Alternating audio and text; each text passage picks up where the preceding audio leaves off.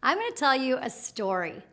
One time I went to a public speaking engagement led by John K. Bates. And he said something really interesting that has stuck with me for a long time.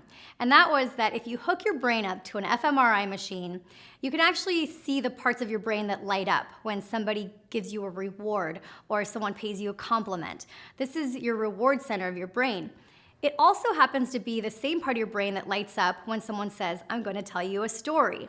So what's cool about that is that people actually remember stories. It's sort of programmed into our neurobiology that when people tell us stories, we remember how to do things, how to harvest the crops, how to do whatever it is that we need to do to get through life.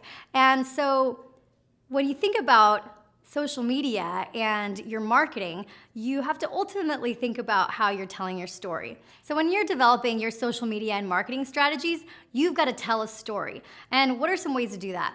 Well, one way to do it is to provide captions that tell a story with your images. So one time I was working with a toy company and they were posting all these pictures of toys on their Facebook, but didn't really say anything to me. So instead what we started doing is we actually did a campaign where we took pictures of kids unwrapping their toys on Christmas morning, and the reactions that they got and the stories about what they said and how they experienced those toys, that got a lot of likes and shares on this brand social media page because it was humanized and people could relate to those stories and it was inspiring. So another way is to do just that, to humanize your stories that you're putting out there.